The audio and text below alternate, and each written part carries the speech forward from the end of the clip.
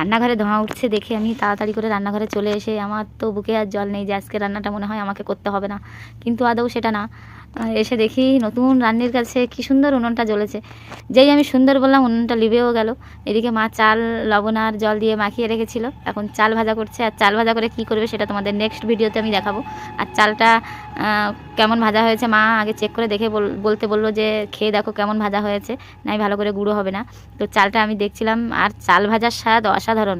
মুড়ি তো আলাদা রকম স্বাদ লাগে, কিন্তু চাল ভাজার স্বাদ আলাদা রকম। আর যাই হোক, মা এখন চালটা ভেজে উঠে যাবে, বাদ বাকি রান্নাটা আমি করবো। মা যতক্ষণ উনুনটা ধরিয়ে দিয়েছে আজকে, মা উঠে গেলে আমি রান্নাটা বসিয়ে দেবো। তারপরে মা চলে আসলেন নারকেল করাতে। আর মাকে বললাম এই চাল ভাজার গন্ধ তুমি বাড়ছো, আরও কত সুন্দর লাগছে, আগে তুমি আমাকে দাও, আমি খেয়ে নিই, তারপরে তুমি যা বানাবে বানাবে। তো আমি চিনি দিয়ে আর জল দিয়ে চাল ভাজাটা সুন্দর করে মাখিয়ে নিলাম। আর মাখানোর সময় যে এত সুন্দর লাগছিল, মনে হচ্ছিলো সাথে সাথে খেয়ে নিই। সুন্দর করে মাখিয়ে আমি এখন খাবো। আর এই যে মা নারকেল করানো হয়ে গেছে, মা নারকেল কুড়িয়ে রেখেছে, চালগুলো গুঁড়ো করে রেখেছে। মা কী করবে সেটা দেখাবো, তার আগে আমি আগে খেয়ে নিই। আমার এই চাল ভাজা যে কী সুন্দর লাগে সে কাউকে বলে বোঝানো যাবে না। ছোটোবেলায় তো খেতাম, কিন্তু এখন খুব একটা খাওয়া হয় না।